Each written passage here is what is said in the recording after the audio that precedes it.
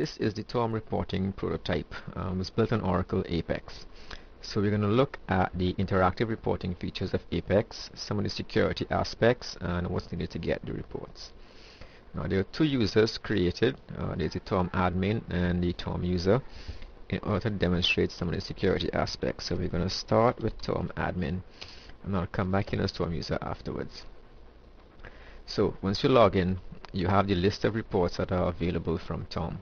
Now I've only done the first two of them, and then I had to create another one to actually show you some of the real features of the interactive reports. And I'll explain as we go along. So starting with the system recommendations, once we go submit, it automatically creates a report. Now this is a report as it exists currently. So again, it's a little difficult to read and you're not going to see very much here.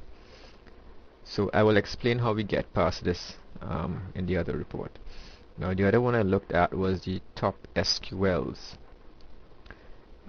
Similar thing here, just that in this case we have parameters that the user can select. So they can choose their reasons, they can enter the maximum number of rows, they can choose the dates and things like that, and then submit the report. Again, the report is in the same format, difficult to read, can't really see much in this. But the idea is that they can enter their options and they can get the reports done. So what I had to do was to create an SQL demo, a top SQL demo, which is a report, a simple query that I wrote using the same format and structure of the existing reporting queries from TOM. So we're going to look at this one. Okay, so sample top SQL. Again, we have the parameters that the user can enter: start date, end date, and number of rows. Now the parameters are optional. If they don't enter anything, it'll just run using some default values. So we're going to run the report, and as you see here, you have a properly structured report based on the same columns that you have from the original TOM report. Now for interactive reports with Apex, there are several things you can do with them, as you can see here. So let's start by, say, selecting some columns. The report is pretty long, we can't see the whole thing. Maybe we don't want the SQL ID, maybe we don't want the SQL text. We apply it, we tell it to run again, and we can see those columns are now missing, and we have a very simple report here we can run. Now I can save this report as a custom report, so the user can always come back and get this version of the report. So let's save this. We're going to call it test1,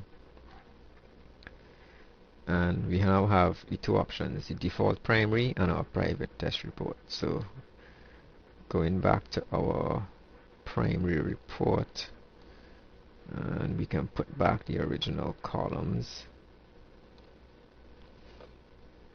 So we can run the original report. We have everything. We can run the custom report, and we have just those two options. Now let's see here again. Let's say, for example, I wanted to highlight something. Let's look at rows processed.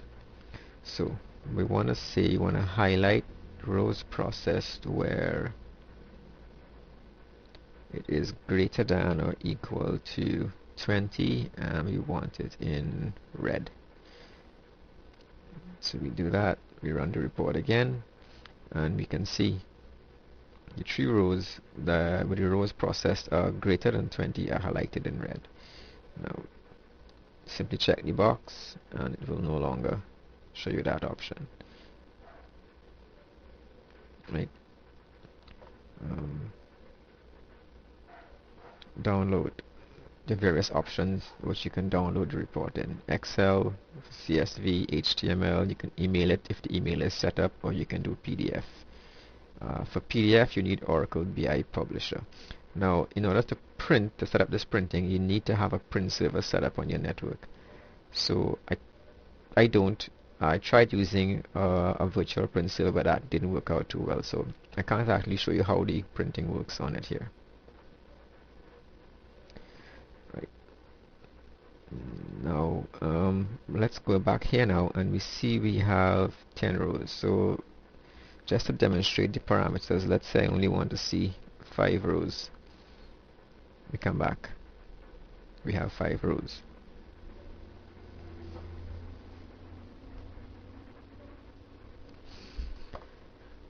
Right, home. Now there's another little report I put in here, which is the scheduler log, and what this does is just show you a log of each of the jobs that were run.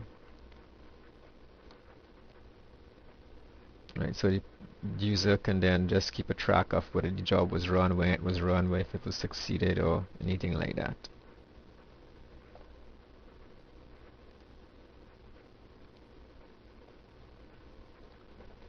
So those are some of the features of the interactive reports. We're going to look at some of the security aspects now.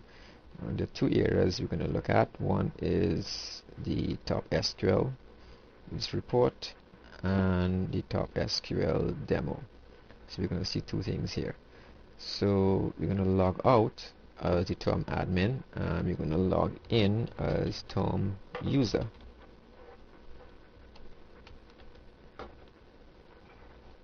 Now we have the same menu, list of reports. If you can run the system recommendations, we see the report comes up. We try to run top SQL, and we get an error message. Not authorized to view this page, please contact your administrator. So you can enforce security at the page level. You can block off an entire page from a user. Now this one has a little finer detail. If you go back to the top SQL demo, we realize that the max rows parameter is now missing. So the user can run the report, but they can't restrict it by max rows.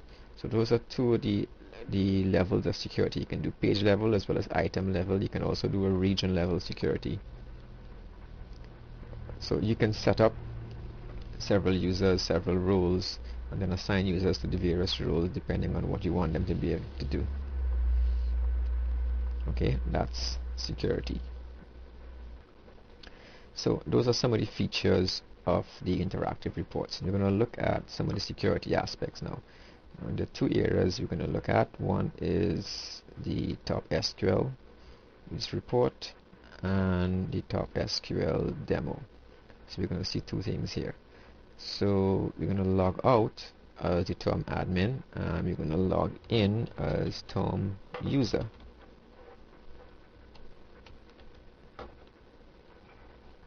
Now we have the same menu, list of reports.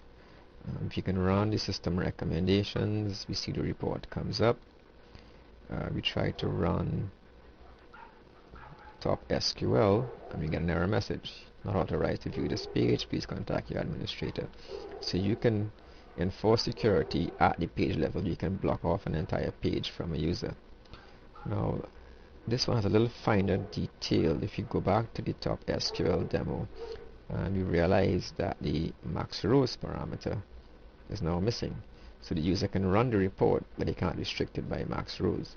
So those are 2 of the levels of security. You can do page level as well as item level. You can also do a region level security. So you can set up several users, several roles, and then assign users to the various roles depending on what you want them to be able to do. Okay, that's security. Now we're going to look at what's needed to get the reports right. Basically, how are we getting from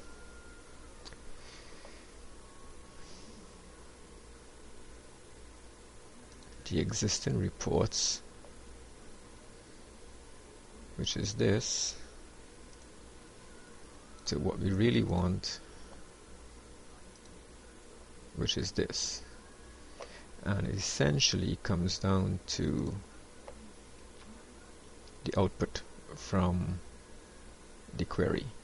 Now the existing query outputs a collection which is simply defined as a voucher 2000. The report uses the columns from the query to define the layout to give you this. Now, because the existing array is one-dimensional and it's just one column, that's why you end up with the report being this.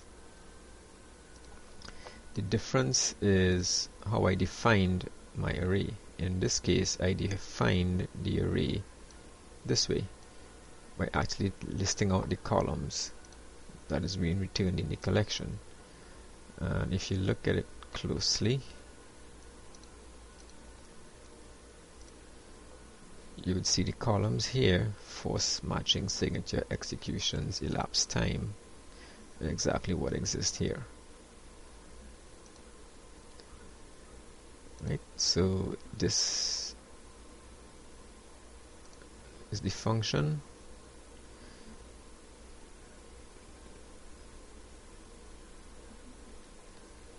Simple query, list the columns, returns a collection. So in order to get this report, let's see, I think I had a sample of it here.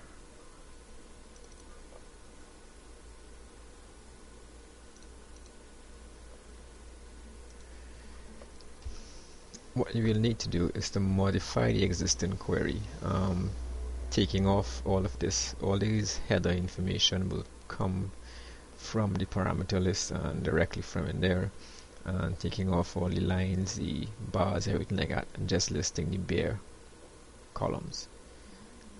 And then you'll have to define the array.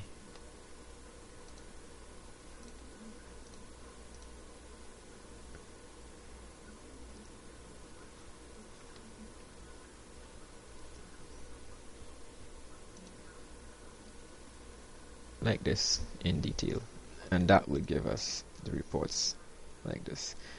All of this is covered in some documentation that I will send to you. I hope that this meets with your expectations. If you have any questions or comments, we can always arrange a conference call to discuss anything like that. Okay, and I think that's about it.